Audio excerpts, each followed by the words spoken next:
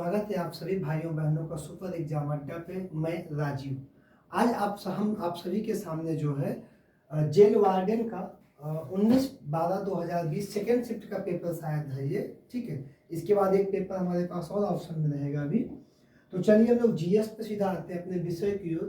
पहला क्वेश्चन है कि निम्नलिखित में से कौन सा विकल्प भारत में रबी की फसल का उदाहरण नहीं है। कौन सा विकल्प भारत में रबी की फसल का उदाहरण नहीं है। ये क्वेश्चन लगभग 3 या 4 बार उत्तर प्रदेश पुलिस के उसमें चल चुका है। रबी फसल, रबी की फसल, खरीफ की फसल और जायद की फसल। जायद की फसल। रबी की फसल क्या होती है? रबी की फसल वह फसल जिसको 15 नवंबर या नवंबर लिखने से 15 दिसंबर तक बोया जाए और कब काटा जाए? 15 मार्च से लेके 15 अप्रैल तक। ये रबी की फसल है। खरीफ की फसल 15 जून से लेके 15 जुलाई तक बोया जाए और कब काटा जाए? 15 अक्टूबर से लेके 15 नवंबर, ठीक। जायद की फसल 15 मार्च से लेके 15 अप्रैल तक बोया जाए और कब काटा जाए? 15 जून के पहले। इसमें सबसे ज़्यादा हरे पत्ते सब्जियां या फल आते हैं, बड़े पत्तियों वाली फल आते हैं। रबी में सरसों है, रबी की फसल है। सरसों किसकी फसल? रबी की फसल है। गेहूं भी रबी की फसल है, जौ भी रबी की फसल है। कोहड़ा किसका फसल है? जायद का फसल है। कोहड़ा किसका फसल है? जायद का फसल है। तो ये हमारा क्या हो जाएगा? कोहड़ा हो जाएगा। अगला 1830 में board of revenue Uttar Pradesh की स्थापना कहाँ की गई थी? 1831 में बोर्ड ऑफ रेवेन्यू की स्थापना ब्रिटिश गवर्नमेंट ने इलाहाबाद में की थी। कहाँ पे की थी? इलाहाबाद में की थी। अगला प्रश्न है जीएसटी के तहत सामानों को व्यवस्थित तरीके से वर्गीकृत करने के लिए निम्नलिखित में से किस कोड का उपयोग किया जाता है? सामानों को व्यवस्थित ढंग से करने के लिए किस कोड का उपयोग किया जाता है? HSN कोड का उपयोग सामानों को व्यवस्थित करने के लिए किया जाता है। अगला प्रश्न मेरे भाई, पडाक्कल स्मारक जो भारत के स्थापत्य रूप के लिए प्रसिद्ध है, भारत के निम्नलिखित में से किस राज्य में स्थित है? तो पडाक्कल स्मारक मेरे भाई स्थित है कहाँ पे? कर्नाटक राज्य में स्थित है। अगला प्रश्न है हमारा, भारत सरकार का अधिकृत निकाय एपेडा कृषि क्षेत्र के निम्नलिखित में से किस पक्ष से संबंधित है? समुद्री खाद्य पदार्थ का विपणन, किस व्यापार क्षेत्र का सृजन, प्रसंस्कृत खाद्य उत्पादों का निर्यात। प्रसंस्कृत खाद्य उत्पादों के निर्यात से संबंधित है। अगला प्रश्न है हमारा, केंद्रीय गुप्तचर प्रशिक्षण स्कूल कहाँ पर स्थित है? तो केंद्रीय गुप्तचर प्रशिक्षण स्कूल कहाँ पे स्थित है? कोलकाता में स्थित है। कोलकाता में स्थित है और इसके अलावा हैदराबाद एवं चंडीगढ़ में भी स्थित है। हैदराबाद एवं चंडीगढ़ में भी यह स्कूल स्थित है। भारत का वह कौन सा जिला था जहां व्यावसायिक वानिकी के विरुद्ध चिपको आंदोलन शुरू किया गया? अभी तक आप देखे होंगे चिपको आंदोलन में ज्यादातर राज्य पूछता था, लेकिन यहाँ पे क्या पूछा गया? जिले का नाम। ये सारे के सारे जिले उत्तराखंड में है और हमको क्या बताना है? चमोली। किस जिले में चिपको आंदोलन शुरू हुआ था? अगला प्रश्न है हमारा, आरपीएफ का सबसे उपयुक्त पूर्ण रूप निम्नलिखित में से कौन सा होगा?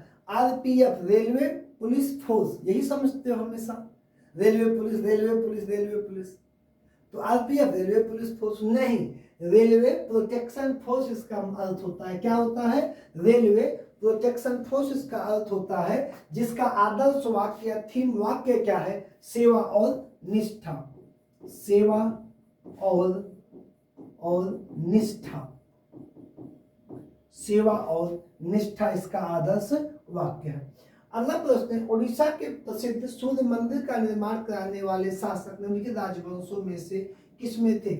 इसके पहले सेम हम इस क्वेश्चन का जवाब भी आपको बता चुके अगले सेट में, तो आप जल्दी से कमेंट कर दो तो ज्यादा अच्छा रहेगा, नहीं तो हम तो बता ही रहे कौन है, गंगवंशी राजा नरसिंह। कौन वंशी? गंगवंशी। आपको मैं बता चुका हूँ अगले सेट में ये क्वेश्चन। निम्नलिखित में से कौन सा विकल्प राजस्थान में स्थित राष्ट्रीय उद्यान और वानिकी अभ्यारण्य के संबंध में गलत है? कौन सा गलत है? केवला देवी राजस्थान में है, सरिस्का राजस्थान में है, रणथंभौर राजस्थान में है, सहादिक टाइगर रिजर्व राजस्थान में नहीं है। इसमें क्या होगा? ये सही ऑप्शन हो जाएगा। अगला प्रश्न, पाकिस्तान के लड़काना जिले में सिंधु घाटी के तट पर स्थित सिंधु घाटी सभ्यता का एक प्रमुख शहर निम्नलिखित में से कौन सा है? लो आ गया क्वेश्चन जिसका था हमें वर्षों से इंतजार। सिंधु घाटी पढ़ते पढ़ते पहली बार एक क्वेश्चन चलो आ गया। तो कौन सा शहर हो जाएगा? मोहनजोदड़ो। किसके, कहाँ पे? लड़काना में स्थित है, जिसका अर्थ होता है मृतकों का टीला। संत कबीर नगर जिले का पुलिस प्रशासन किस पुलिस क्षेत्र के अंतर्गत आता है? संत कबीर नगर पुलिस प्रशासन किस क्षेत्र के अंतर्गत आएगा? गोरखपुर क्षेत्र के अंतर्गत आता है। अगला प्रश्न, भारतीय संविधान के निम्नलिखित मौलिक अधिकारों में से कौन सा 14 वर्ष से कम बच्चों के रोजगार पर प्रतिबंध लगाता है? एक, समानता का अधिकार, स्वतंत्रता का अधिकार, शोषण के विरुद्ध अधिकार, संस्कृत और शिक्षा का अधिकार। तो बच्चे को ये जवाब पता है, शोषण के विरुद्ध अधिकार। अगला प्रश्न है हमारा, निम्नलिखित में से कौन सा केंद्रीय पुलिस बल मिलिशिया के रूप में उभरा है जिसे कछार लेवी कहा जाता है, जो उत्तर पूर्व भारत के कुछ सबसे दूरस्थ व अल्प विकसित क्षेत्रों में तैनात होता है? कहाँ पे तैनात होता है? तो आप देखिए, सीमा सुरक्षा बल, तो बीएसएफ है, पूरे सभी बॉर्डरों पे रहेगा। इंडो भारत तिब्बत पुलिस सीमा बल, ठीक है। असम राइफल, केंद्रीय रिजर्व पुलिस, सीआरपीएफ, ये सभी जगह लगते हैं। ये भारत तिब्बत सीमा की पुलिस है और ये पूरे सभी बॉर्डर पे लगते हैं। ये क्या क्या कह रहा है? उत्तर पूर्व भारत में असम राइफल है जो उत्तर पूर्व भारत में चलता है, ठीक। कौन सा है? असम राइफल। यहाँ पे तुम जैसा ही जवाब क्या दे दोगे? असम राइफल हो जाएगा। अगला, भारत में मानव अधिकार संरक्षण अधिनियम PHRA कब लागू हुआ था? मानव अधिकार संरक्षण अधिनियम लागू हुआ था 1993 को। कब लागू हुआ था? 1993 को लागू हुआ था। निम्नलिखित कथनों को पढ़ें और सही विकल्प चुनें। पहला क्या बोल रहा है, देखिए ध्यान से। पहला कथन कह रहा है कि कच्छ का ग्रेट रण भारत के थार रेगिस्तान में एक नमकीन दलदल है। यहाँ तक सही बात कह रहा है। जिसे दो भागों में विभाजित किया जाता है, जिसे कच्छ का ग्रेट रण और लिटिल रण ऑफ कच्छ के नाम से जाना जाता है। पहला कथन पूर्ण रूप से क्या है मेरे भाई? सही है। दूसरा कथन, भारतीय घुड़कर की प्रमुख आबादी, घुड़कर एक जाति है, की आबादी कच्छ के छोटे रण में है, जो इस क्षेत्र को घुड़कर अभयारण्य घोषित किया गया है, जिसका क्षेत्रफल लगभग इतना वर्ग किलोमीटर है, ठीक। तो ये भी भैया मेरे सही है, और यहाँ पे सही अब आंसर क्या हो जाएगा? ए और दो दोनों सही है। अगला प्रश्न है, जून 2020 में चीन के साथ संघर्ष में कमांडिंग ऑफिसर सहित 20 से अधिक सैनिक निम्नलिखित में से किस क्षेत्र में मारे गए थे? अब आप जब लद्दाख में जाएंगे तो लद्दाख में जो भारत और चाइना की सीमा है, उसी सीमा पे जिसे हम LAC कहते हैं, लाइन ऑफ एक्चुअल कंट्रोल, जो है वो भारत चाइना की सीमा है। LOC जो है वो भारत पाकिस्तान की सीमा है। तो LAC पे लाइन ऑफ एक्चुअल कंट्रोल पे एक खाड़ी घाटी थी, कौन सी? गलवान घाटी। यहीं पे क्या हुआ था? झड़प हुई थी, जिसमें लोग मारे गए थे। अगला प्रश्न है, मानवाधिकार के लिए संयुक्त राष्ट्र उच्चायुक्त कार्यालय में आर्थिक, सामाजिक और सांस्कृतिक अधिकारों के लिए समिति में कितने सदस्य होते हैं? समिति में कितने सदस्य होते हैं? 18। OHCHR में कितने मेंबर होंगे? 18 मेंबर होते हैं। अगला प्रश्न, राजस्व आयोग या board of revenue Uttar Pradesh में कितने सदस्य होते हैं? राजस्व आयोग या board of revenue Uttar Pradesh में कितने सदस्य होते हैं? 10 सदस्य होते हैं। भारतीय संविधान के आर्टिकल 326 के अनुसार हर राज्य कि विधानसभा और विधान परिषद के चुनाव वयस्क मताधिकार के आधार पर होंगे। वयस्क मताधिकार से तात्पर्य है कि प्रत्येक भारतीय नागरिक की उम्र चुनाव में भाग लेने के लिए कितने वर्ष से कम नहीं होनी चाहिए? 18। कितने से कम नहीं होनी चाहिए? 18। तो आज का ये सेट जो था मेरा भैया समाप्त हो गया। इसके बाद कल एक लास्ट सेट बचा हुआ है, किसका? जेल वार्डन का। इसके बाद हम एक प्रैक्टिस सेट लॉन्च करेंगे और आप सभी के लिए यूपीएसआई के प्रीवियस ईयर पेपर, पेट की प्रैक्टिस सीरीज, दिल्ली पुलिस की प्रैक्टिस सीरीज कुछ जल्द ही समय में आपके सामने आना शुरू हो जाएगी। धन्यवाद।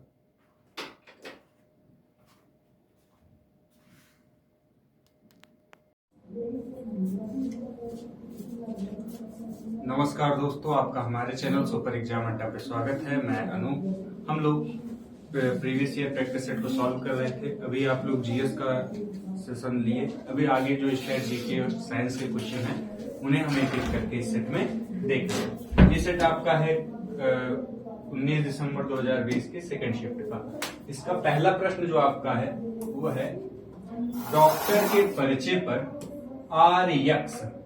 आप देखते हैं ना, लिखा होता है परिचय पर आर्यक्स ऐसे करके, उसके नीचे डॉक्टर दवा लिखते हैं। आरएक्स सामान्यतः क्या दर्शाता है? तो आरएक्स का मतलब क्या होता है, ये आपसे प्रश्न पूछा गया। उसका मतलब देना होता है, लेना होता है, संबोधित करना होता है या देखना होता है। तो आप लोग बताइए।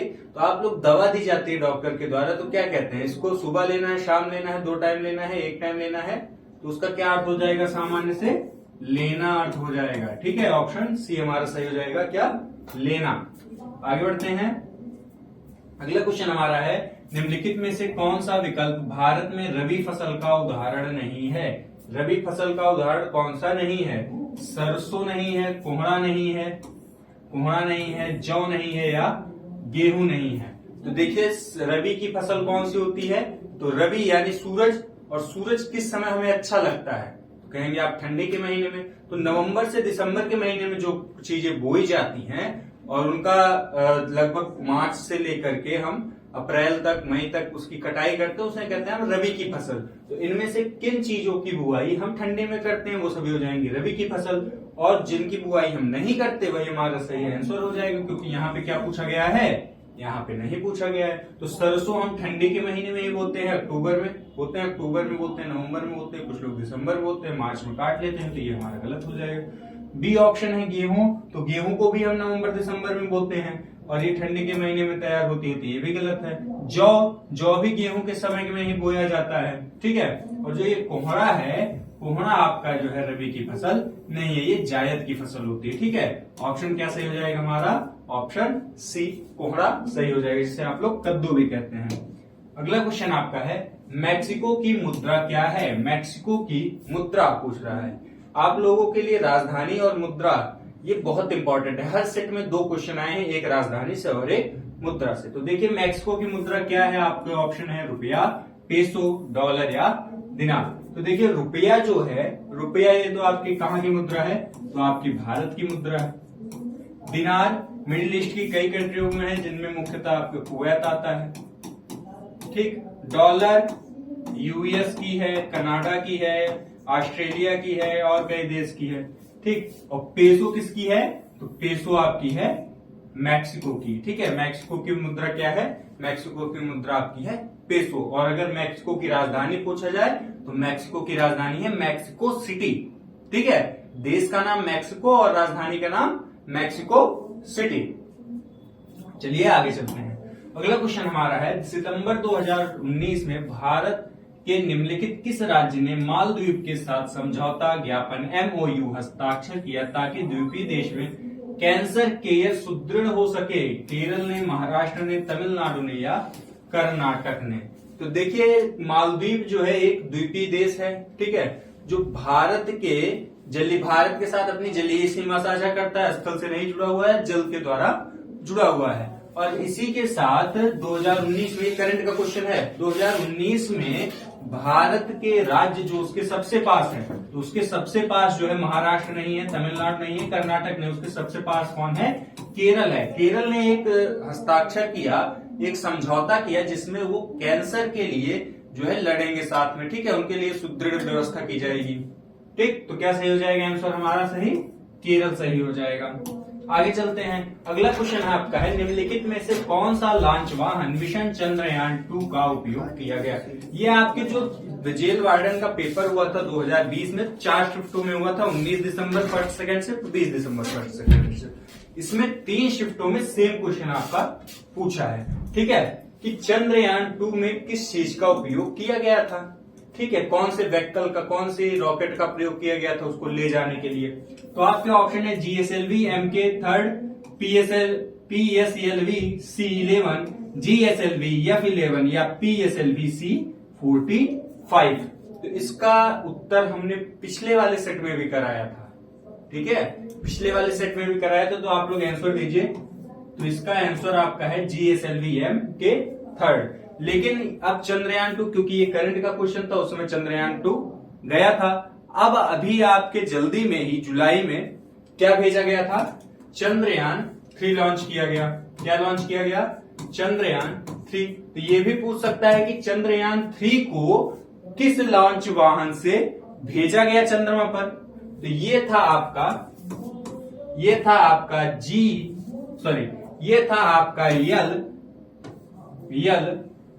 LVM3M4, ठीक है, LVM3M4 नामक वाहन से चंद्रयान 3 को चंद्रमा पर भेजा गया, ठीक है। ये आपके लिए इंपॉर्टेंट है, इसे आपको याद करना है।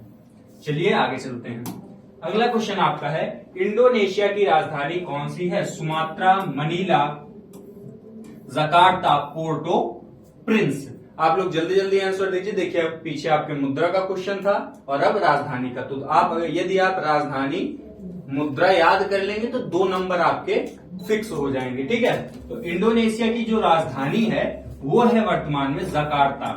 क्या राजधानी है? जकार्ता। और सुमात्रा, मनीला और पोर्ट ऑफ प्रिंस ये सभी वहां के शहर के नाम है, ठीक है, जिनमें जकार्ता वहां की राजधानी है। ये इस पे सबसे ज्यादा टापू है, छोटे छोटे, ठीक है, द्वीप हैं, द्वीप पे पूरा बसा हुआ है इंडोनेशिया। यहाँ पर सर्वाधिक मुस्लिम आबादी रहती है इंडोनेशिया पे, ठीक है। चलिए आगे बढ़ते हैं। अगला क्वेश्चन हमारा है, लखनऊ घराना निम्नलिखित में से किससे संबंधित है? संगीत और नृत्य से, साहित्य से, अनुष्ठान से या हथकरघा से। तो ये जो लखनऊ घराना है ये ना तो साहित्य से संबंधित है, ना अनुष्ठानों से संबंधित है, ना हथकरघा से संबंधित है। ये संबंधित किससे है? ये संगीत और नृत्य से संबंधित रखता है। यहाँ पे कई बड़े बड़े कलाकार, जैसे आपके ये क्या कहते हैं, लच्छू महाराज, बिरजू महाराज, समता प्रसाद जी, ये सब इस घराने से संबंध रखते हैं। इन सबका नाम आपने कहीं ना कहीं जरूर सुना होगा। कत्थक के लिए ये बहुत प्रसिद्ध घराना है, कत्थक के लिए लखनऊ घराना बहुत प्रसिद्ध है, ठीक। आगे बढ़ते हैं। अगला क्वेश्चन हमारा है, निम्नलिखित में से कौन सा साइबर अपराध नहीं है? साइबर अपराध क्या होता है? ऑनलाइन ठगी आप सुने होंगे ना, ऑनलाइन ठगी, ये भी साइबर अपराध के अंतर्गत आता है।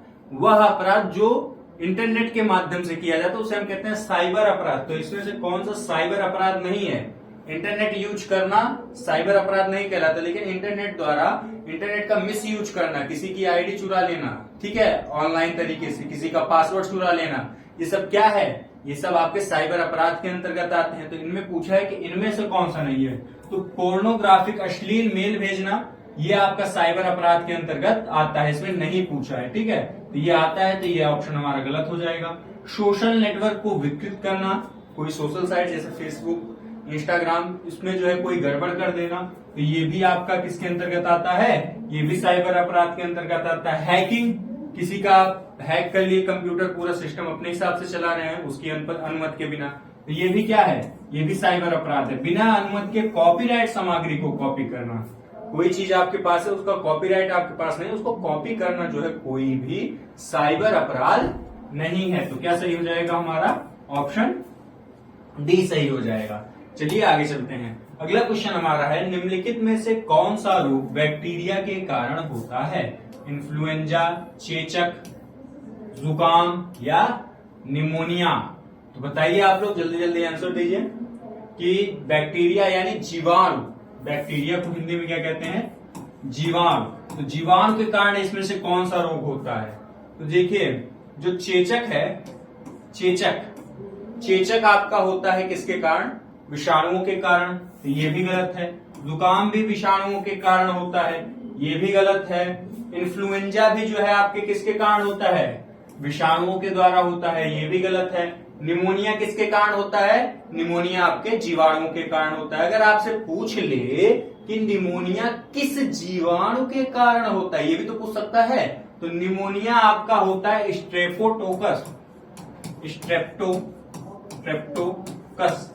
स्ट्रेप्टोकोकस नामक जीवाणु के कारण यह होता है। अगर आपसे पूछ ले चेचक किसके कारण होता है, तो चेचक आपका होता है वेरियोला वायरस के कारण। किसके, वेरियोला।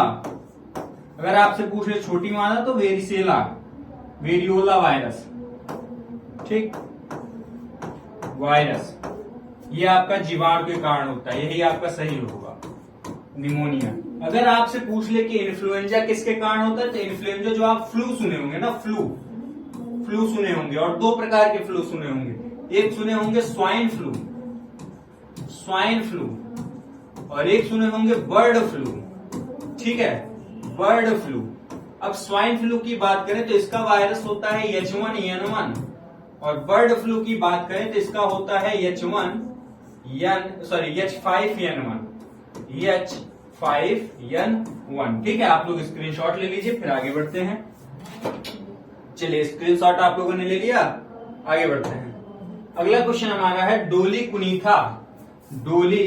कुनीथा भारत के किस राज्य का लोक नृत्य है, तमिलनाडु, बिहार, कर्नाटक या केरल।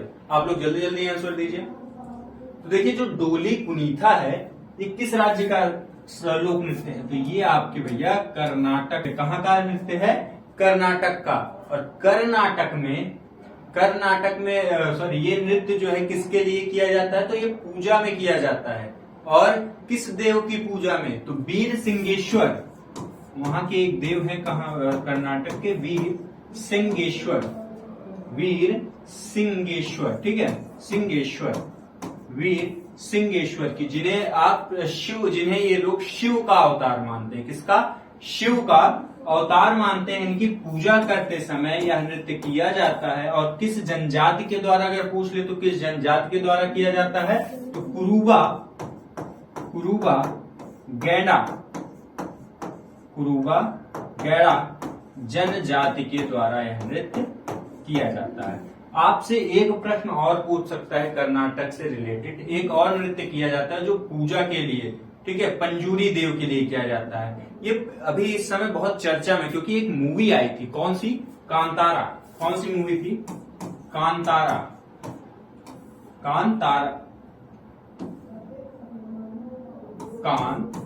ठीक है। इस मूवी में उस नृत्य की चर्चा हुई थी और ये मूवी बहुत चर्चित थी, ठीक है। तो वो नृत्य कौन था, वो नृत्य था कोला या भूत कोला नृत्य, ठीक है। तो ये भी किस राज्य से संबंधित था, ये भी आपके कर्नाटक से संबंधित एक नृत्य है जो पंजूरी देव के लिए की जाती है, ठीक। आगे बढ़े। अगला क्वेश्चन आपका है, निम्नलिखित में से कौन सी कल्पना चावला की जीवनी है और जॉन पियर हैरिसन द्वारा लिखी गई है, ठीक। ये जो है कल्पना चावला की जो जीवनी थी, जीवनी और आत्मकथा में अंतर आप जानते होंगे। आत्मकथा है कि मेरे द्वारा मेरी कहानी लिखी जाए तो उसे हम कहते हैं आत्मकथा, और मेरी कहानी किसी और के द्वारा लिखी जाए तो उसे कहते हैं जीवनी। तो इसमें से जॉन पियर हैरिसन ने कल्पना चावला की जीवनी लिखी है, तो उस पुस्तक का नाम क्या है, age of time, flood of fire, the mother I never knew, dare to do for the new generation. तो कल्पना चावला जी जो थी वो भारतीय मूल की पहली अंतरिक्ष यात्री थी, ठीक है। इन्हीं के नाम पर भारत ने अपने मिशनों का नाम रखा था कल्पना, ठीक, रखा था 2003 में ये अंतरिक्ष से आते समय इनका विमान दुर्घटनाग्रस्त हो गया, जिससे इनकी मृत्यु हो गई थी, ठीक है। और इनकी जो जीवनी है जो जॉन पियर हैरिसन ने लिखी थी उसका नाम है एज ऑफ टाइम। क्या नाम है, एज ऑफ टाइम। आगे चलते हैं। अगला क्वेश्चन है, भारतीय कृषि अनुसंधान संस्थान पूसा का मुख्यालय स्थित है। भारतीय कृषि अनुसंधान पूसा का मुख्यालय कहाँ पर है, दिल्ली में, देहरादून में, करनाल में या लखनऊ में। तो देखिए, जो आपकी कृषि के अनुसंधान संस्थान है जिसे पूसा, इसका मुख्यालय आपके है कहां पर? दिल्ली में है। देहरादून में कौन सा संस्थान है? तो वन अनुसंधान है, ठीक है, अनुसंधान है। करनाल में डेयरी अनुसंधान है, डेयरी अनुसंधान है। लखनऊ में है आपका विष अनुसंधान और औषधि, मतलब यहां जहर भी मिलेगा, दवा भी मिलेगी। विष अनुसंधान, विष अनुसंधान और औषधि, दोनों, औषधि अनुसंधान, ठीक है, दोनों मिलेगा यहाँ पर, जहर भी और औषधि भी। नवाबों के शहर में सब मिलाएगी, क्योंकि मुस्कुराइए, आप कहां पर हैं? लखनऊ में हैं। चलिए, क्लास अच्छी लग रही है, समझ में आ रहा है? समझ में आ रहा है तो शेयर कर लीजिए आप लोग। आगे बढ़ते हैं। अगला क्वेश्चन आपका है, निम्नलिखित में से कौन सी पुस्तक रोहिंटन मिस्त्री द्वारा लिखी गई है? रोहिंटन मिस्त्री द्वारा इनमें से कौन सी पुस्तक लिखी गई है? English August, serious man, a fine balance, our moon has blood clouds, our moon has blood clouds. कौन सी पुस्तक जो है आपकी रोहिंटन मिस्त्री द्वारा लिखी गई है? तो इनकी जो पुस्तक थी वो है ए फाइन बैलेंस, ठीक है। कौन सी पुस्तक है? ए फाइन बैलेंस पुस्तक इनके द्वारा लिखी गई थी, जो उस समय बहुत चर्चा में थी। आगे बढ़ते हैं। अगला क्वेश्चन आपका है, जून 2020 तक राष्ट्रीय मानवाधिकार आयोग में कितने कोर हैं? कितने कोर ग्रुप होना चाहिए था, ठीक है, ग्रुप छूट गया है, तो कितने कोर ग्रुप हैं? कितने कोर ग्रुप हैं? कितने कोर ग्रुप हैं? कितने कोर ग्रुप हैं? 4, 9, 12 या 6? आप लोग जल्दी जल्दी आंसर दीजिए। तो देखिए, जून 2020 में जो राष्ट्रीय मानवाधिकार आयोग था उसमें कुल 9 कोर ग्रुप थे। कितने? 9 कोर ग्रुप थे। लेकिन वर्तमान में, ठीक है, वर्तमान में कितने हैं? वर्तमान में कुल राष्ट्रीय मानवाधिकार आयोग में कुल कोर ग्रुपों की संख्या वर्तमान में कितनी है? तो 13 है। तो अभी आप लोग कितना याद रखेंगे? 13 याद रखेंगे, ठीक। अब इसे बढ़ा दिया गया है, 4 कोर ग्रुपों को बढ़ा दिया। अगला आपका क्वेश्चन है, पादप वायरस टीएमवी का पूर्ण रूप है। पौधों में वायरस के द्वारा एक टीएमवी वायरस होता है जिससे पौधे की पत्तियां सूख जाती हैं, ठीक है। और इस टीएमवी वायरस का पूरा नाम क्या है, ये आपसे पूछा गया है tobacco mosaic virus, tobacco marble virus, transitive mosaic virus, transportive mosaic virus. जल्दी जल्दी आप आंसर दीजिए। तो देखिए, टीएमवी का जो सही पूर्ण रूप इसमें से वो है आपका टोबैको मोजेक वायरस, ठीक है। आगे बढ़ते हैं। अगला क्वेश्चन आपका है, म्यांमार में भारत का दूतावास निम्नलिखित में से किस स्थान पर है? म्यांमार में भारत का दूतावास कहां पर है? यांगून में, तोंगई में, मांडले में या थाटोन में? मांडले तो बहुत फेमस यहाँ पर जेल थी जहां पर तिलक जी को रखा गया था, ठीक है, इसलिए ये और भी फेमस हो गई थी मांडले में। और जो यहाँ की पहले राजधानी थी, वर्तमान में तो नेपिदा है, पहले राजधानी थी यांगून, और यहीं पर भारत ने अपना दूतावास खोला था। वर्तमान में म्यांमार की जो नई राजधानी वो है नेपिदा, ठीक। आगे बढ़े। अगला क्वेश्चन आपका है, निम्नलिखित में से किस तारीख को विश्व मस्तिष्क ट्यूमर दिवस के रूप में मनाया जाता है? 5 जून, 12 जून, 21 जून और 8 जून। तो 21 जून को तो आप सभी जानते हैं। कौन सा दिवस मनाया जाता है? जल्दी जल्दी बता दीजिए। योग दिवस। कौन सा दिवस? योग दिवस। 5 जून को सभी जानते हैं, पर्यावरण दिवस। पर्यावरण दिवस। 12 जून को कोई विशेष दिवस नहीं मनाया जाता। 8 जून को आपका मनाया जाता है मस्तिष्क ट्यूमर दिवस, ठीक है। 8 जून को क्या मनाते हैं आप? मस्तिष्क ट्यूमर दिवस। आगे बढ़े, समझ में आया? चलिए आगे बढ़ते हैं। अगला क्वेश्चन आपका है, सीआरपीएफ का सबसे उपयुक्त पूर्ण रूप निम्नलिखित में से कौन सा है? सीआरपीएफ का पूरा नाम पूछ रहा है, full form. Chennai railway police force, Chennai railway protection force, central reserve protection force, central reserve police force. तो देखिए, चेन्नई से कोई मतलब नहीं है, ठीक है। सेंट्रल से मतलब है क्योंकि ये केंद्र सरकार के अधीन पुलिस बल होता है, ठीक। तो सेंट्रल रिजर्व पुलिस फोर्स होता है या सेंट्रल रिजर्व प्रोटेक्शन फोर्स होता है? तो प्रोटेक्शन फोर्स नहीं है, सेंट्रल रिजर्व पुलिस फोर्स यानी केंद्रीय आरक्षित पुलिस बल, हिंदी में इसे कहते हैं केंद्रीय आरक्षित पुलिस बल, ठीक है। तो ये ऑप्शन सी हमारा सही हो जाएगा। तो चलिए आगे बढ़ते हैं। अगला क्वेश्चन आपका है, निम्नलिखित में से किस देश ने सितंबर 2020 में रॉयल ऑस्ट्रेलिया नौसेना के साथ पैसेज एक्सरसाइज किया? ठीक है, 2020 का करंट का क्वेश्चन है, मतलब नहीं है अभी आपके एग्जाम के लिए, लेकिन आया है तो देख लीजिए। 2020 में रॉयल ऑस्ट्रेलिया यानी ऑस्ट्रेलियाई सेना के साथ किस नौसेना ने युद्धाभ्यास किया था?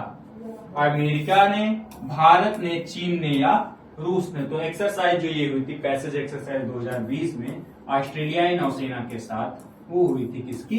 भारत की। आगे चलते हैं। चलिए समाप्त हो गया, ये सेट आपका समाप्त हो गया यहीं तक। अब आपके हिंदी वाले सर आएंगे और हिंदी की प्रैक्टिस करवाएंगे। धन्यवाद।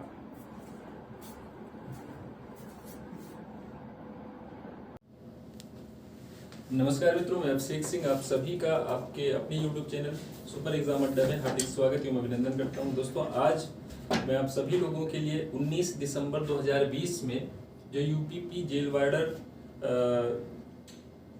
घुड़सवार का जो है फायरमैन का एक पेपर हुआ था, उसका हिंदी का प्रैक्टिस सेट लेकर आपके समक्ष उपस्थित हुआ। तो मित्रों, यदि वीडियो आपको अच्छा लगता है तो लाइक और शेयर करना मत भूलिएगा, और यदि अभी तक चैनल से जुड़े नहीं हैं तो सब्सक्राइब का बटन दबाकर बेल आइकन को प्रेस करके जो है आप चैनल से जुड़ सकते हैं, जिससे आगे आने वाले जो वीडियोज हैं, आगे आने वाले जो प्रैक्टिस सेट हैं, उनका जो विश्लेषण है आप तक आसानी से पहुंचाया जा सके। तो मित्रों, बहुत देर न करते हुए हम अपने क्वेश्चन की तरफ चलते हैं। अब इसमें जो है पहला नंबर जो क्वेश्चन है वो है, त्रिलोचन शास्त्री को हिंदी अकादमी का सल का सम्मान कब प्रदान किया गया? यहाँ पे कहा जा रहा है त्रिलोचन शास्त्री को हिंदी अकादमी का सला का सम्मान कब प्रदान किया गया? तो भैया यहाँ पे जो है 1989, जो ऑप्शन नंबर बी है, 1989-90 में जो है त्रिलोचन शास्त्री जी को क्या किया गया था? हिंदी अकादमी का सलाका सम्मान से सम्मानित किया गया था। यहाँ पे भैया ये जो तीनों ऑप्शन है आपके गलत होंगे, ऑप्शन नंबर बी जो है राइट आंसर हो जाएगा। अब हम बात करते हैं त्रिलोचन शास्त्री जी की। त्रिलोचन शास्त्री जी जो है यही अपने जनपद सुल्तानपुर के ही थे। इनका जन्म कहाँ हुआ था? जन्म हुआ था भैया सुल्तानपुर जनपद में। कहाँ हुआ था? सुल्तानपुर जनपद में ये जन्मे थे। कौन? त्रिलोचन शास्त्री जी।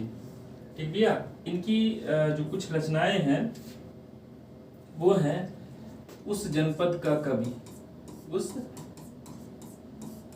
जनपद का कवि हूं, बहुत ही ज्यादा इंपॉर्टेंट हैं। मुक्तिबोध की कविताएं, मुक्तिबोध की कविताएं, ये पूछा जाता है किसकी रचना है? तो भैया त्रिलोचन शास्त्री जी की है। एक रचना इनकी और है, मेरा घर। तो जो है आप इसको ध्यान में रखिएगा कि त्रिलोचन शास्त्री जी सुल्तानपुर जनपद से जो है संबंधित थे, और इनकी सबसे फेमस रचना है उस जनपद का कवि हूं। तो आगे चलते हैं मित्रों। अगला प्रश्न क्या कहता है? अगला प्रश्न कह रहा है कि भारतीय संविधान के अनुच्छेद 210 में क्या निर्देशित किया गया? ऑप्शन ए दिया गया, संसद में प्रयुक्त होने वाली भाषाएं, गलत है। राज्य की राजभाषा गलत है। संघ की राजभाषा गलत है। विधानमंडल में प्रयुक्त होने वाली जो भाषा है उसके बारे में आर्टिकल 210 में बताया गया है कि विधानमंडल में प्रयुक्त होने वाली भाषाओं के विषय में जो है से संबंधित अनुच्छेद है आर्टिकल 210। अगले क्वेश्चन की तरफ चलते हैं मित्रों। अगला क्वेश्चन क्या कहता है? निम्नलिखित किस वाक्यांश में अकर्मक क्रिया का प्रयोग हुआ है? क्रिया होती क्या है? सबसे पहले तो हमको ये पता होना चाहिए क्रिया क्या होती है। जिस शब्द के माध्यम से, जिस शब्द के माध्यम से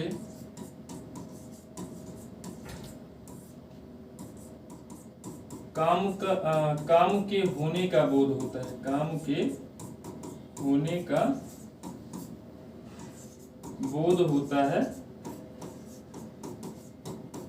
उसे हम क्या कहते हैं भैया? क्रिया कहते हैं। उसे हम क्या कहते हैं? क्रिया कहते हैं। क्रिया कितने प्रकार की होती है? क्रिया होती है भैया 2 प्रकार की। क्रिया होती है आपकी 2 प्रकार की। एक होती है सकर्मक क्रिया। क्या होती है? सकर्मक क्रिया। और दूसरी होती है अकर्मक क्रिया। सकर्मक का क्या मतलब होता है?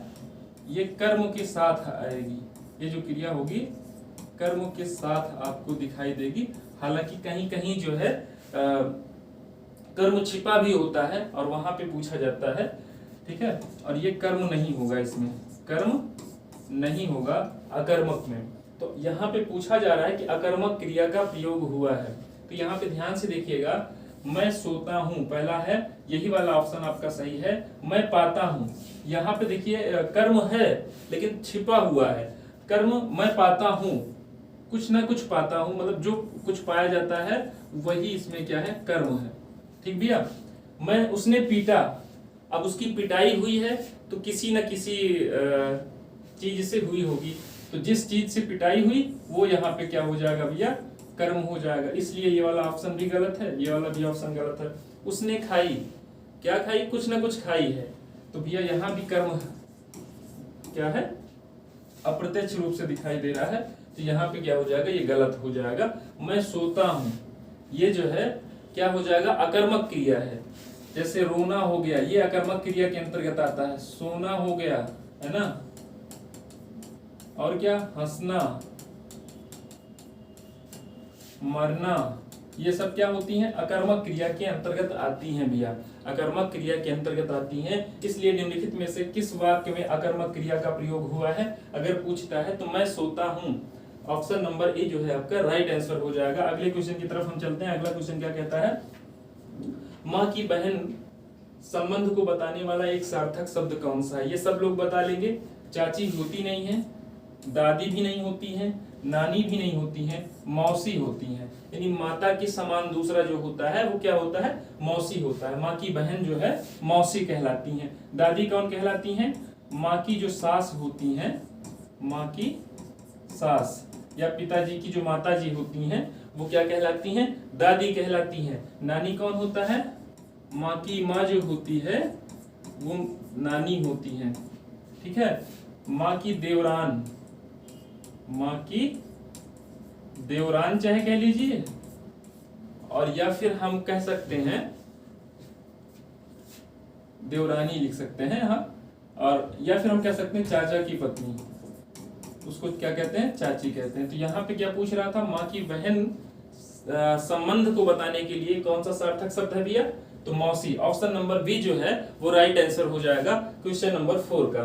अगले क्वेश्चन की तरफ हम चलते हैं मित्रों। अगला क्वेश्चन क्या कहता है कि रस से भरा विग्रह है ना, ये रस से भरा जो लिखा गया है ये समास विग्रह किया गया है। एक शब्द है उसका समास विग्रह किया गया है, रस से भरा।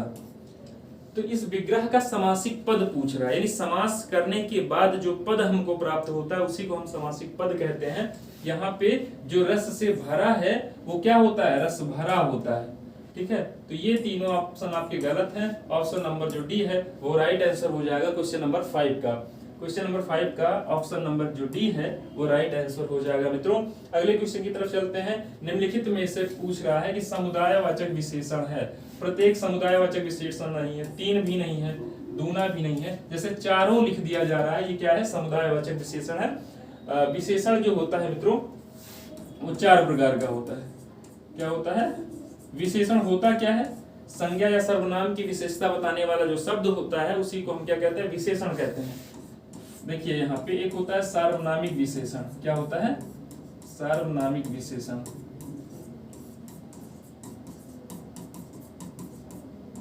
ठीक है। गुणवाचक होता है।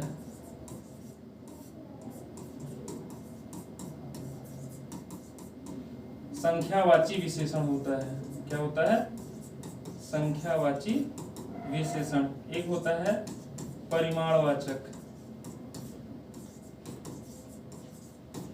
ठीक है, तो समुदायवाचक विशेषण कौन सा था यहाँ पे भैया? ऑप्शन नंबर जो डी है वो राइट आंसर हो जाएगा क्वेश्चन नंबर 6 का। अगले क्वेश्चन की तरफ चलते हैं। अगला क्वेश्चन क्या कहता है? बहुत बढ़ा चढ़ाकर जो कही गई बात है, उस बहुत बढ़ा चढ़ाकर कही गई उक्ति को हम वाक्यांश के लिए एक सार्थक शब्द हमको क्या करना है? चुनना है। कहते हैं नहीं, जब बहुत बढ़ा चढ़ा के बोलते हैं तो कहते हैं यहाँ पे जैसे जा दिन जन्म भया आल्हा के, जा दिन जन्म भवा आल्हा के, धरती धसी अढ़ाई हाथ। ये पंक्तियां हैं आल्हा खंड की, जो जगनिक लिखे हुए थे परमाणु रासों की। तो उसमें जो है क्या किया गया? बहुत ही बढ़ा चढ़ा के वर्णन किया गया है। तो इसलिए ये उक्ति जो लिखी गई है बहुत बढ़ा चढ़ा के ना, कि जा दिन जन्म भयो आल्हा का, धरती धसी अढ़ाई हाथ। ऐसा संभव है? नहीं संभव है। तो इसलिए भी यहाँ पे अतिशयोक्ति की गई है। तो ऐसी जो बहुत बढ़ा चढ़ा कर कही गई उक्ति होती है उसको हम क्या कहते हैं? अतिशयोक्ति कहते हैं। क्या कहते हैं? अतिशयोक्ति कहते हैं। यहाँ पे ध्यान दीजिएगा, जब वर्तनी पूछी जाती है तो उसमें ऐसे लिख के आता है अतिशयोक्ति। ये वाला भैया कभी सही नहीं होगा। हमेशा ध्यान दीजिएगा कि यहाँ पे सा जो आएगा, तालव्य सा जो आएगा वो क्या आएगा? पूरा आएगा। अतिशयोक्ति इस तरीके से लिखा जाएगा। ठीक है। भूमिका का क्या मतलब होता है? भूमिका का मतलब होता है पृष्ठभूमि।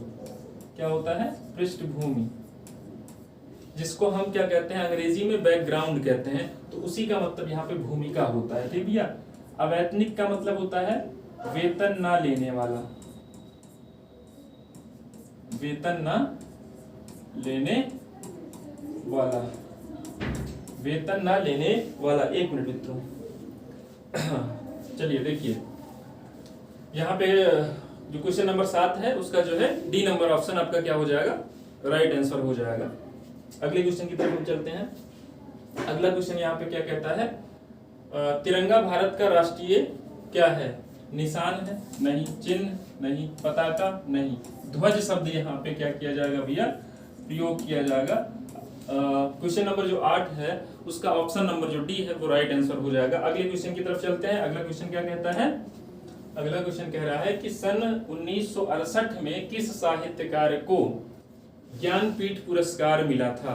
बहुत ही ज्यादा इंपॉर्टेंट है। रामधारी सिंह दिनकर ऑप्शन दिया गया है, नहीं। सूर्यकांत त्रिपाठी निराला, नहीं। सुमित्रा नंदन पंत, हाँ इनको दिया गया था। सच्चिदानंद हीरानंद वात्स्ययन अज्ञेय को नहीं दिया गया था। यहाँ पे देखिएगा सुमित्रा नंदन पंत जो है इनको सुकुमार का प्रकृति का क्या कहा जाता है भैया? प्रकृति का सुकुमार कहा जाता है। प्रकृति का सुकुमार कवि, प्रकृति का सुकुमार कवि कहा जाता है। और एक चीज यहाँ पे ध्यान दीजिएगा, हिंदी साहित्य की अगर बात करें तो हिंदी साहित्य में सबसे पहले ज्ञानपीठ पुरस्कार किसको मिला था? सुमित्रा नंदन पंत को मिला था। कब मिला था? 1968 में। इनकी रचना थी जिसका नाम था चिदम्बरा। क्या था भैया? चिदम्बरा। इसके लिए अगर पूछे हिंदी साहित्य में सबसे पहले ज्ञानपीठ पुरस्कार किसको मिला था, तो भैया आप बताने वाले हैं सुमित्रा नंदन पंत को। कब मिला था? 1968 में मिला था। इनकी एक रचना थी चिदम्बरा, उसी रचना के लिए इनको क्या मिला था भैया? ज्ञानपीठ पुरस्कार जो है इनको मिला हुआ था। तो यहाँ पे ऑप्शन कौन सा सही हो जाएगा? जो 9 नंबर क्वेश्चन है उसका option number C right answer हो जाएगा। अगले क्वेश्चन की तरफ चलते हैं। अगला क्वेश्चन क्या कहता है भैया? यहाँ पे गद्यांश आ गया है, तो गद्यांश को पढ़ेंगे उसके बाद उसका उत्तर देना होता है। तो कितने से कितने क्वेश्चन तक? 10 से जो है 14 नंबर क्वेश्चन जो है इसका उत्तर किससे दिया जाएगा? गद्यांश से दिया जाएगा भैया। तो यहाँ पे ध्यान से जो है पहले हम क्या करते हैं? प्रश्नों को पढ़ लेते हैं जिससे आसानी से हम जो है निकाल सकें इसका वो। चलिए यहाँ पे देखिएगा,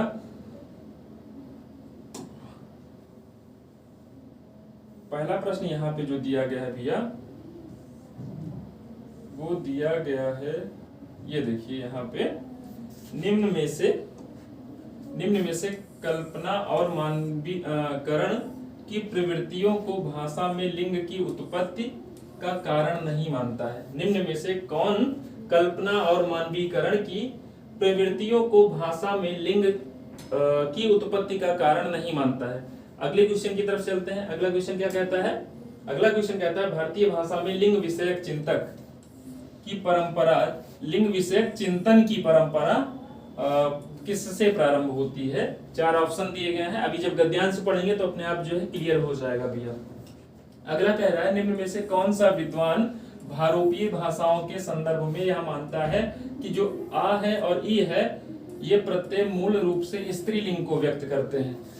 आगे जब गद्यांश पढ़ेंगे भैया तो उसमें जो है स्पष्ट होता चला जाएगा। निम्न में से कौन सा विद्वान भाषा में लिंग का प्रयोग यादृच्छिक मानता है? तो इसमें जो है 4 ऑप्शन दिए गए हैं और इन चारों ऑप्शनों में कौन सही होगा ये गद्यांश पढ़ के ही पता चलेगा भैया। अगला क्वेश्चन यहाँ पे कह रहा है कि संस्कृत के व्याकरण में लिंग निर्धारण का प्रमुख आधार है। तो ये 4 क्वेश्चन जो है 4-5 क्वेश्चन जो है वो उससे बनने वाले हैं गद्यांश से। तो हम चलते हैं भैया गद्यांश की तरफ। गद्यांश को अच्छे से पढ़ते हैं और उत्तर जो है निकालने का प्रयास करते हैं। गद्यांश आपका ये यहाँ पे है।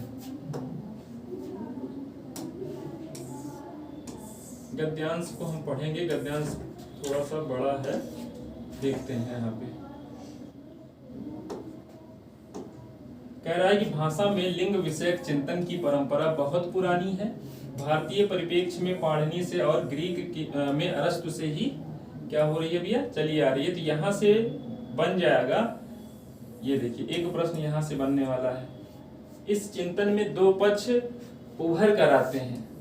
यहाँ पे देखिए भाषा में लिंग विषयक चिंतन की परंपरा बहुत पुरानी है, ठीक। और कहाँ से आ रही है? भारतीय परिप्रेक्ष्य में पाणिनि से और ग्रीक में जो है अरस्तु से चली आ रही है।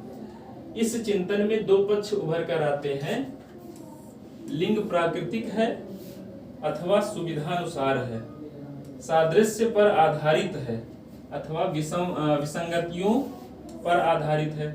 तब से लेकर चली आती इस परंपरा में 17वीं सदी में बिना कारण के व आदतन प्रयोग का पहलू जुड़ गया और अर्नाल्ड और लांसलाट ने इसे इसी रूप में लिया।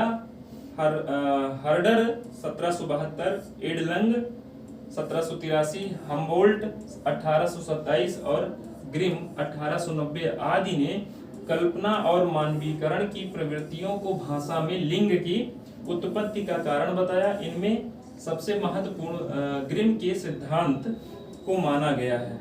ध्यान से देखिएगा, ब्रुगमैन ने इस विवाद में कहा कि व्याकरणिक लिंग, ध्यान से देखिएगा क्या कहा, यहाँ पे देखिएगा ब्रुगमैन ने क्या कहा भैया, व्याकरणिक लिंग पहले से ही वहां था, यह केवल कल्पना की शक्ति का इस्तेमाल किया गया। ब्रुगमैन का कहना है कि भारोपीय भाषा में, ये देखिए एक प्रश्न यहाँ से बनने वाला है, प्रत्यय रूप कि वहां पूछा था ना कि आ और ई को किसने जो है स्त्रीलिंग माना था, तो ये थे, कहाँ गए, ब्रुगमैन है ये, ठीक भैया। स्त्रीलिंग को व्यक्त नहीं करते। ब्रुगमैन के सिद्धांत को रोथ ने अविश्वसनीय का शिखर सम्मेलन करार दिया। आगे क्या है पैराग्राफ में, आगे कह रहा है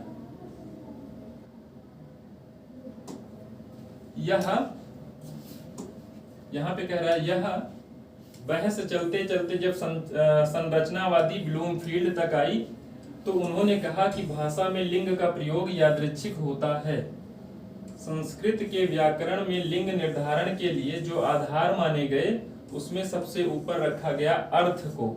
ये यहाँ से एक प्रश्न बनने वाला है भैया, अर्थ के अनुसार निर्धारित होते हैं। यदि ऐसा है तो समानार्थी या पर्यायवाची भी उसी लिंग के होने चाहिए थे, क्योंकि वे अर्थ के आधार पर ही एक समान संबंध रचनाओं में रखे गए हैं, पर ऐसा है नहीं। तो अब हम प्रश्न की तरफ चलते हैं और आसानी से जो है प्रश्न को सॉल्व करते हैं। प्रश्न नंबर 10 में क्या कहा जा रहा है भैया, कहा जा रहा है कि निम्न में से कौन कल्पना और मानवीकरण की प्रवृत्तियों की भाषा में लिंग की उत्पत्ति का कारण नहीं मानता है। इसमें क्या कह रहा है, निम्न में से कौन कल्पना और मानवीकरण की प्रवृत्तियों को भाषा में लिंग की उत्पत्ति का कारण नहीं मानता है। तो यहाँ पे हम नीचे करते हैं और यहाँ पे हम देखते हैं, यहाँ पे देखिएगा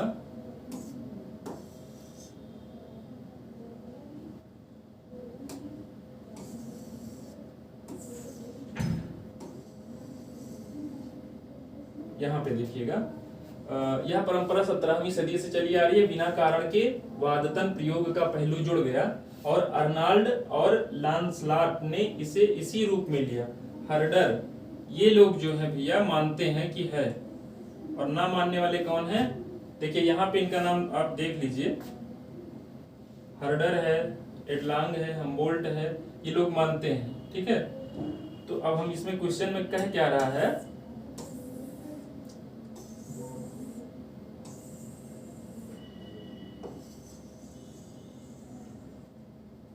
चलिए देखिए क्वेश्चन में क्या कह रहा है, आसानी से इसको पढ़ के उत्तर दीजिए। 1 मिनट भैया।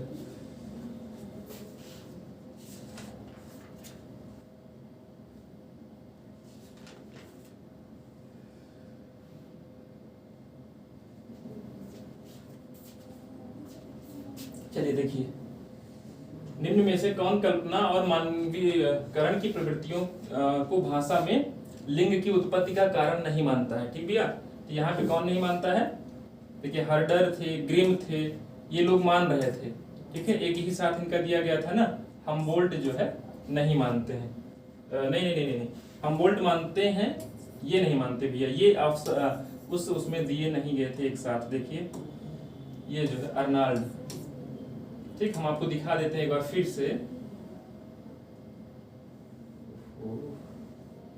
ये देखिए हम्बोल्ट दिए गए हैं, ग्रिम दिए गए हैं, ठीक है, एडलॉन्ग भी दिए गए हैं, हर्डर भी ये दिए गए हैं। ये लोग क्या करते थे? मानते थे, और इसके अलावा जो ऑप्शन में है वो नहीं मानते थे। ठीक, तो यहाँ पे क्वेश्चन नंबर जो 10 है इसका राइट आंसर हो जाएगा भैया ऑप्शन नंबर डी। अगले क्वेश्चन की तरफ चलते हैं। अगला क्वेश्चन क्या कहता है? अगला क्वेश्चन कहता है हिंदी भाषा में लिंग विषयक चिंतन की परंपरा किससे प्रारंभ होती है? भैया हिंदी विषय में पूछ रहा है, भारतीय भाषा की बात कर रहा है। भारतीय भाषा में पाणिनि से शुरू होती है। किससे शुरू होती है? ये कह रहा था कि भारतीय भाषा में किससे शुरू होती है? पाणिनि से शुरू होती है। देखिए यहाँ पे भारतीय भाषा में लिंग विषयक चिंतन की परंपरा सबसे पुरानी थी, वहां बताया था, और बताया था कि भारतीय भाषा में किससे शुरू होती है? पाणिनि से। तो 11 नंबर जो क्वेश्चन है उसका ऑप्शन नंबर ए सही हो जाएगा। चलते हैं अगले में। निम्न में से कौन सा विद्वान भारोपीय भाषाओं के संदर्भ में यह मानता है कि आ और ई प्रत्यय मूल रूप से स्त्रीलिंग को व्यक्त नहीं करते हैं? तो हम चलते हैं, ये देखिए आपको यहां दिखा देते हैं। ये देखिए किसने माना था? ये देखिए यहाँ पे कहना भारोपीय भाषाओं में आ और ई का जो है ब्रुगमैन ने माना था। ठीक भैया, किसने माना था? ब्रुगमैन ने माना था। तो यहाँ पे हम क्या उत्तर देने वाले हैं? ब्रुगमैन जो है उत्तर देने वाले हैं। आ और ई प्रत्यय मूल रूप से स्त्रीलिंग नहीं है या स्त्रीलिंग को व्यक्त नहीं करते। किसने कहा है? ब्रुगमैन ने कहा है। अगले क्वेश्चन की तरफ चलते हैं। अगला क्वेश्चन क्या कह रहा है भैया? निम्नलिखित में से कौन सा विद्वान भाषा में लिंग का प्रयोग जो है यादृच्छिक मानता है? किसने भैया? यहाँ पे देख लेंगे आप, ये देखिए यहाँ पे ये ब्लूमफील्ड लिखा गया ना, आई, तो उन्होंने कहा कि भाषा में लिंग का प्रयोग यादृच्छिक होता है। ठीक, तो इस क्वेश्चन का उत्तर आप कहां से दे देंगे? ब्लूमफील्ड को दे देंगे। ये वाला जो क्वेश्चन है इसमें जो है ऑप्शन नंबर डी है वो राइट आंसर हो जाएगा। क्या हो जाएगा भैया? ऑप्शन नंबर जो डी है वो राइट आंसर हो जाएगा 13 का। ठीक है, तो इसी तरीके से करना है। अगला क्वेश्चन क्या कहता है? अगला क्वेश्चन क्या कह रहा है? संस्कृत के व्याकरण में लिंग निर्धारण का प्रमुख आधार है। तो भैया वहां जब पढ़ेंगे पैराग्राफ, बार बार पैराग्राफ को जो है नहीं खोलेंगे हम, यहाँ पे जो है अर्थ के आधार पे दिया गया था। ठीक है, संस्कृत के व्याकरण में लिंग निर्धारण का प्रमुख आधार किसको माना गया था? उसमें गद्यांश में अर्थ को माना गया था। तो यहाँ पे ऑप्शन नंबर बी जो है राइट आंसर हो जाएगा। अगले क्वेश्चन की तरफ चलते हैं। अगला क्वेश्चन क्या कहता है मित्रों? नंददास इनमें से किस ग्रंथ के लेखक हैं? नंददास इस ग्रंथ में से, जो निम्नलिखित ग्रंथ दिए गए हैं, इनमें से किसके लेखक हैं? तो भैया इस रसमंजरी के हैं। किसके हैं? रसमंजरी के हैं। ठीक है, रसमंजरी किसकी रचना है? नंददास की है। किसकी है भैया? नंददास की रचना है। ठीक, भाव विलास किसकी है? देव की है। कवि जो देव थे उनकी रचना है। ठीक, कवि देव की रचना है। और यहाँ पे देखिए ऑप्शन नंबर जो बी दिया गया है किसकी है, ये मतिराम की रचना है। ठीक, छत्रसाल दशक जो है किसकी है, भूषण की है। भूषण की 2 रचनाएं और बहुत ज्यादा फेमस हैं। कौन है, शिवराज भूषण।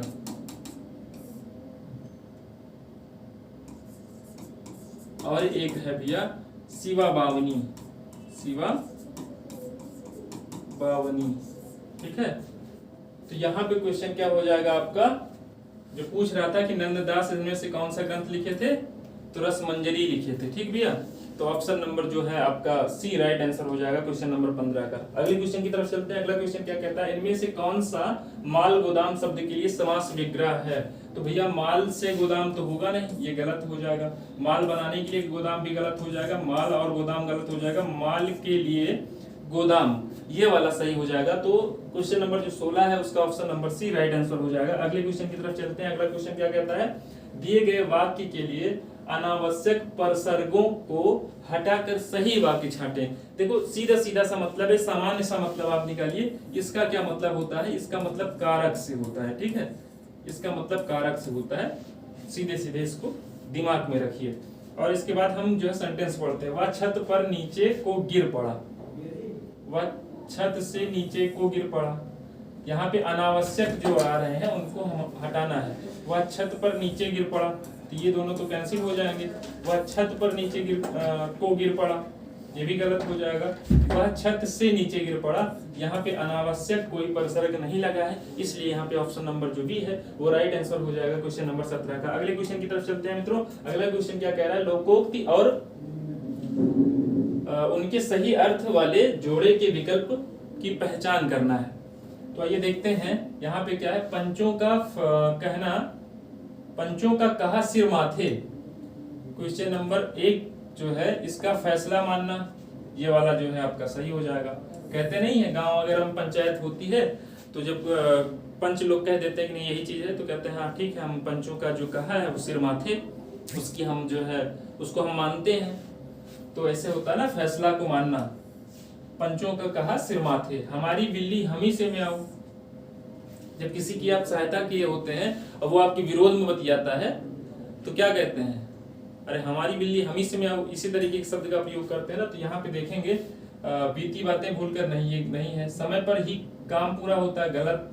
दूसरे का डी नंबर जो है आपका वो सही हो जाएगा। यानी पहले का क्या है, ए है, दूसरे का क्या है भैया, डी है। सहज पके सो मीठा होए, सहज पके सो मीठा हो। भैया यहाँ पे देखिए बीती बातें भूलकर भविष्य की सोचें, ये तो होगा नहीं, ये वाला आपका हो जाएगा। ठीक है, तो तीसरे का क्या हो जाएगा, सी हो जाएगा आपका। और हम क्या है यहाँ पे, और क्या बचा हुआ, ये बीती ताही विसारी दे आगे की सुधिले। यानी बीती जो बात है उसको भुला दो और आगे भविष्य की सोचो। तो यहाँ पे देखिए ये वाला ऑप्शन जो है बी आपका सही हो जाएगा। चौथे का जो है बी नंबर ऑप्शन। अब यहाँ पे देखेंगे कौन से वाले में आ रहा है। पहले का ए इसमें आ नहीं रहा है, पहले का बी आ रहा है, इसमें भी नहीं होगा, इसमें भी नहीं होगा। पहले का ए आ रहा है, दूसरे का डी, तीसरे का सी, चौथे का बी। यानी ऑप्शन नंबर जो आपका कौन सा है, डी है, वो राइट आंसर हो जाएगा। किसमें, क्वेश्चन नंबर 18 में। अगले क्वेश्चन की तरफ चलते हैं। अगला क्वेश्चन कहता है भैया लोकोक्ति और मुहावरे को यहाँ पे क्या करना है,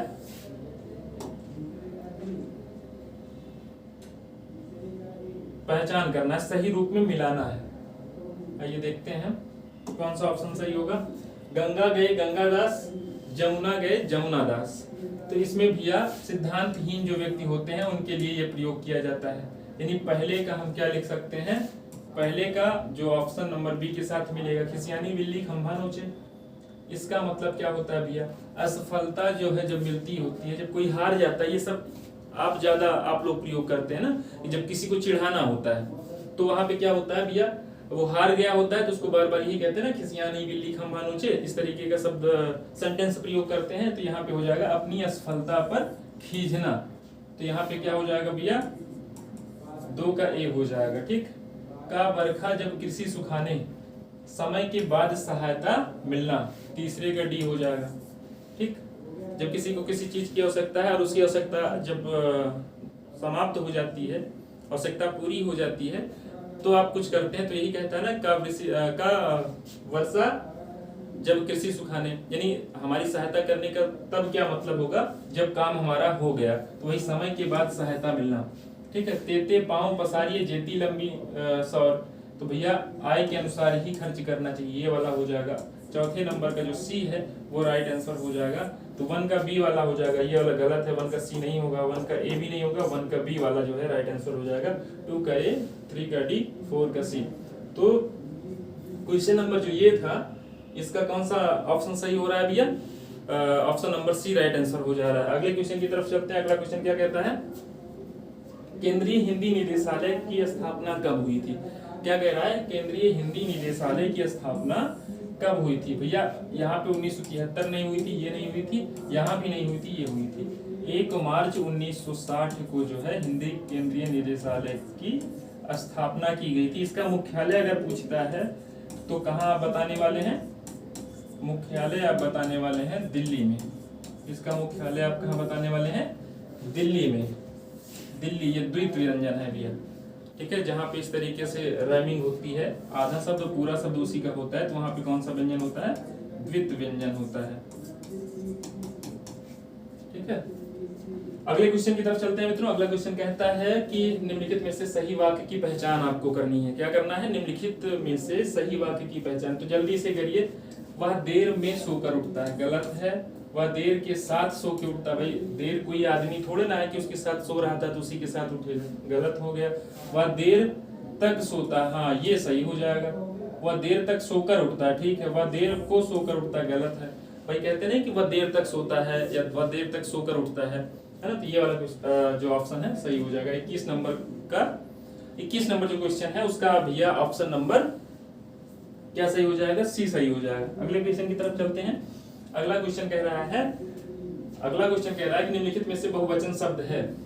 तो यहाँ पे ध्यान से देखिएगा, जो डिबिया होता है इसका बहुवचन बनाया जा सकता है। क्या बनाया जा सकता है? इसका डिबिया लिखा जा सकता है, ठीक भैया। इसका हम प्याले लिख सकते हैं। तो यहाँ ये बहुवचन तो है नहीं, ये एक वचन शब्द है ना, तो ये होंगे नहीं ऑप्शन। हीरा का बनाया जा सकता है, हीरो भी लिखा जा सकता है या हीरे भी लिखा जाता है, तो ये भी गलत हो जाएगा। तो आपका बहुवचन शब्द क्या होगा? समाचार हो जाएगा। क्या हो जाएगा? समाचार हो जाएगा। जैसे दर्शन लिखा होता है, ये भी क्या है? बहुवचन शब्द है, ठीक भैया। तो अगले क्वेश्चन की तरफ चलते हैं। 22 नंबर जो क्वेश्चन है उसका option number D right answer हो जाता है। अगले क्वेश्चन की तरफ चलते हैं मित्रों। अगला क्वेश्चन क्या कहता है? निम्नलिखित में से कौन सा स्त्रीलिंग शब्द है? तो हमने आपको बताया था कि अच्छा अच्छी लगाओ और फिर जो है आप पुल्लिंग और स्त्रीलिंग में भेद बता लोगे, है ना। तो यहाँ पे देखो, नमक अच्छा होता है। क्या होता है भैया? नमक अच्छा होता है। तो ये तो हो गया क्या? ये मेन हो गया, यानी पुल्लिंग हो गया। अभी क्या हो गया? पुल्लिंग हो गया। भात खाया जाता है या भात अच्छा होता है? भात क्या होता है? अच्छा। जब चावल पक जाता है तो उसको भात कहा जाता है, ठीक है। तो ये हो जाएगा आपका पुल्लिंग। ये आपका क्या हो जाएगा? पुल्लिंग, ठीक भैया। पनीर अच्छा होता है। क्या होता है? अच्छा होता है। लगाने से मिल रहा है ना, तो यहाँ क्या हो जाएगा? पुल्लिंग हो जाएगा, ठीक। लौंग अच्छा नहीं होता भैया, लौंग अच्छा नहीं होता, लौंग अच्छी होती है। यहाँ पे अच्छी लगाने से क्या हो रहा है? सेंटेंस बन रहा है ना, तो भैया ये जो है आपका स्त्रीलिंग हो जाएगा। तो इन चारों में से ये तीनों आपके पुल्लिंग हो गए और ये जो लौंग है वो क्या हो गया? स्त्रीलिंग हो गया। तो यहाँ पे ऑप्शन नंबर 23 का जो क्वेश्चन है, 23 नंबर जो क्वेश्चन है उसका option number B right answer हो जाएगा। अगले क्वेश्चन की तरफ चलते हैं। अगला क्वेश्चन क्या कहता है? निरंतरता बोधक संयुक्त क्रिया का उदाहरण है। तो यहाँ पे ध्यान से देखिएगा भैया, ये जो क्या कहते हैं, दे डालो ये भी नहीं है, पानी बरसने लगा ये भी नहीं है, पा लिया ये भी नहीं है, बरसता रहता है। देखो यहाँ निरंतरता का बोध हो रहा है ना, निरंतर होने वाली क्रिया का बोध हो रहा है ना, निरंतर कोई कार्य हो रहा है, बरसता रहता है। तो यहाँ पे भैया ये निरंतरता बोधक क्रिया हो जा, संयुक्त क्रिया हो जाएगी, ठीक भैया। तो यहाँ पे जो 24 नंबर क्वेश्चन है उसका ऑप्शन नंबर जो सी है वो राइट आंसर हो जाएगा। अगले क्वेश्चन की तरफ चलते हैं। अगला क्वेश्चन क्या कहता है मित्रों? निम्नलिखित में से कौन सा पुल्लिंग शब्द है? भैया देखिए यहाँ पे भी सेम प्रक्रिया लगाएंगे, अच्छा अच्छी का प्रयोग करेंगे, है ना, आसानी से बता ले जाएंगे कि कौन सा पुल्लिंग है कौन सा स्त्रीलिंग। गिलहरी क्या होती है? अच्छा होती है। गिलहरी क्या होती है? अच्छा होती है, अच्छी। गिलहरी अच्छी होती है, तो अच्छी लगाने से भैया यहाँ मिल रहा है। तो ये स्त्रीलिंग है। क्या है?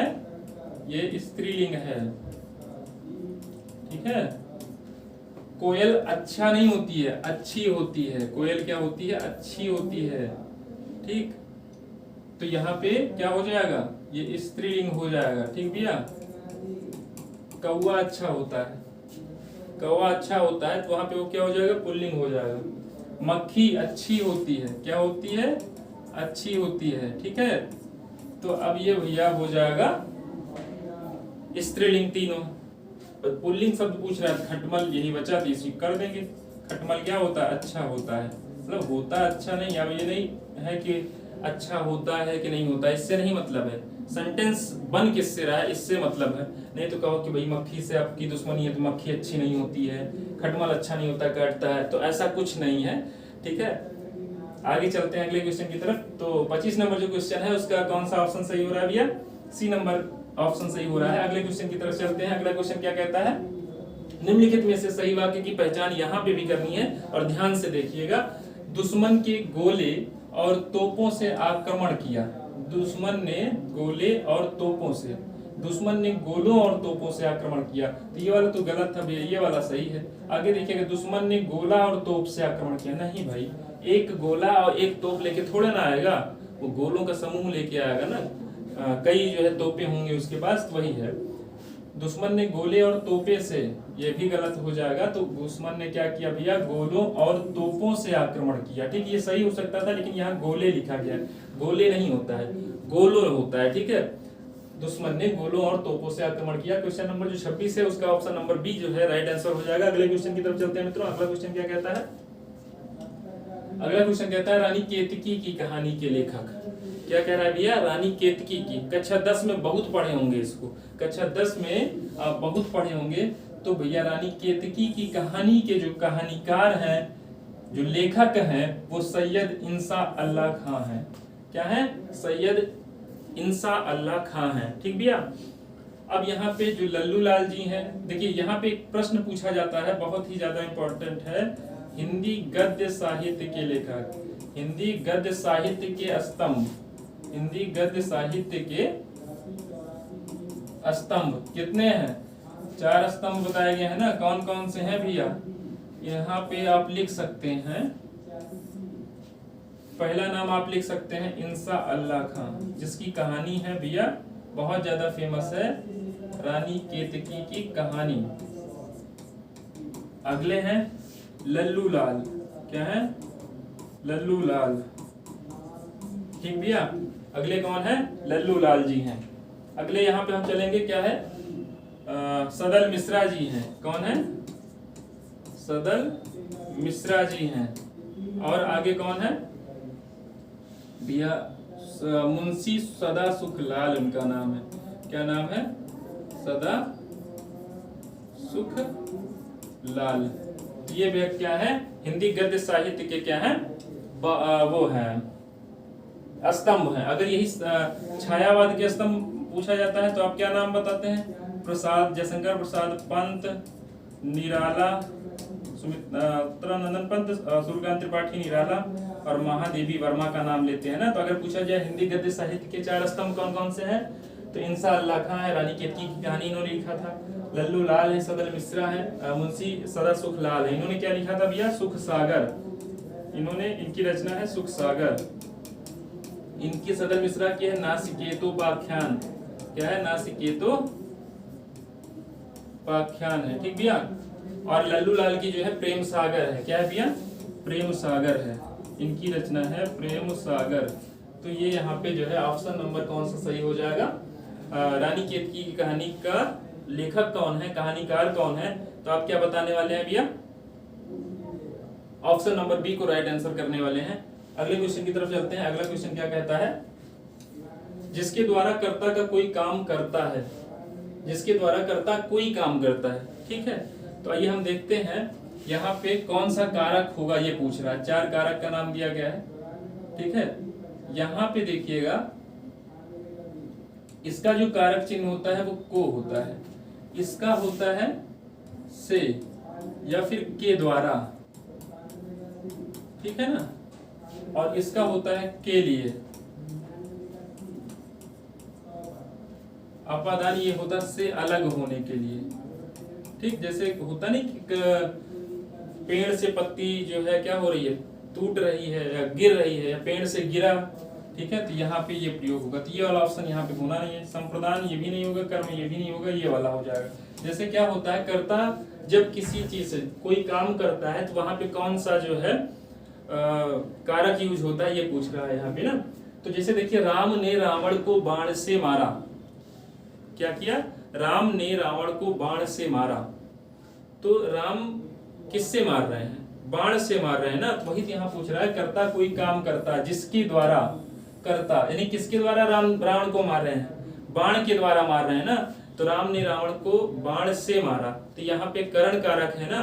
तो भैया वही ऑप्शन यहाँ पे सही हो जाएगा। यहाँ पे थोड़ा सा घुमा के यहाँ से प्रश्न पूछ ले रहा है, यानी डायरेक्ट आपसे कारक का चिन्ह नहीं पूछ रहा है।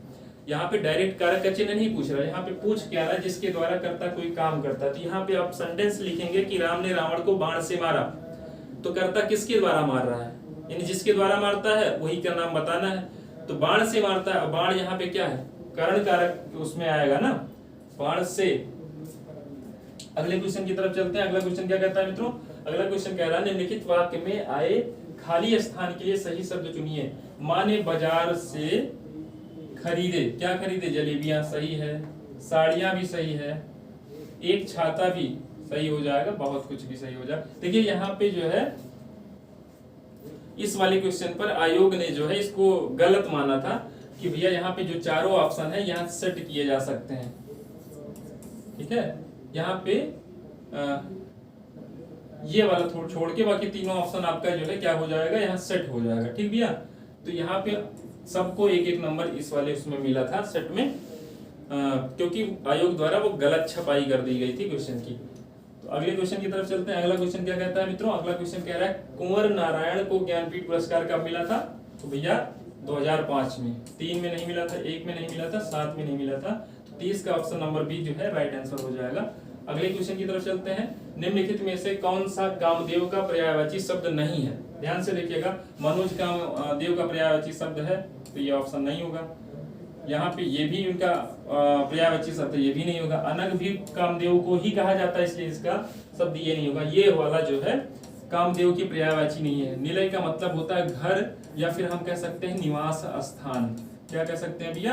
निवास स्थान कह सकते हैं। इसलिए जो 31 नंबर क्वेश्चन है उसका ऑप्शन नंबर जो डी है वो राइट आंसर हो जाएगा। अगले क्वेश्चन की तरफ चलते हैं मित्रों। अगला क्वेश्चन क्या कहता है, ध्यान से देखिएगा, हिंदी अकादमी सलाका सम्मान की पुरस्कार राशि कितनी है? तो भैया सीधी सीधी बात है, 1 लाख नहीं है, 50,000 भी नहीं है, 3 लाख भी नहीं है, 5 लाख आपका आंसर क्या हो जाएगा, सही हो जाएगा।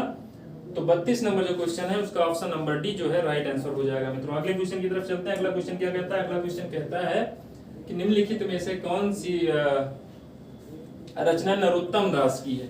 क्या पूछ रहा है कि निम्नलिखित में से कौन सी रचना जो है नरोत्तम दास की है? ये सुदामा चरित पहली है, तो यही इनकी जो है नरोत्तम दास की है, ठीक है। और ये हनुमाटक जो है, ये हनुमान नाटक जो लिखा गया है वो हृदय राम की है। किसकी है भैया? हृदय राम की है। और यहाँ पे रुक्मणी मंगल देखें अगर हम, इसको तो आप सब लोग जानते हैं कि तुलसीदास की ही है। किसकी है? तुलसीदास की रचना है। किसकी रचना है भैया? तुलसीदास की है। और रुक्मणी मंगल की अगर हम बात करते हैं तो किसकी है भैया? नंददास की रचना है। किसकी रचना है? नंददास की रचना है, ठीक भैया। इनकी तुलसीदास की बहुत सारी रचनाएं हैं, जैसे जानकी मंगल है, पार्वती मंगल है, कवितावली, दोहावली, ये सारी चीजें जो है इन्हीं की रचना है। तुलसीदास से 2 तरीके से पूछा जाता है। एक, ब्रज में इनकी कौन सी रचनाएं लिखी गई हैं? अवधि। तो यहाँ से प्रश्न बन सकते हैं। तो यहाँ के जो है आप देख सकते हैं, है ना, जिसमें वली लगा है वो सारे जो है किसमें आते हैं? ब्रज भाषा की काव्य है इनके। विनय पत्रिका है, वैराग्य संदीपनी है, सब तुलसीदास के किसके हैं? ब्रज भाषा के। तो अगले क्वेश्चन की तरफ चलते हैं। इसका जो है भैया ए नंबर ऑप्शन सही हो जाएगा कि नरोत्तम दास की रचना कौन सी है?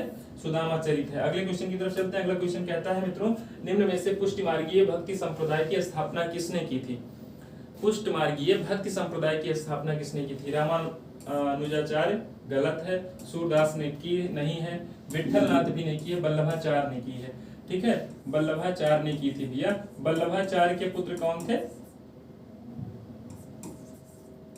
इनका नाम था विठलनाथ। वल्लभाचार्य के पुत्र का नाम है विठलनाथ और इन्हीं के जो है पुत्र हैं गोकुलनाथ। गोकुलनाथ ने 2 रचनाएं लिखी, बहुत ज्यादा इंपॉर्टेंट है, दोनों हिंदी साहित्य का इतिहास कहा जाता है। 84 वैष्णवन की वार्ता, वैष्णवन की वार्ता, ठीक भैया। और एक है 252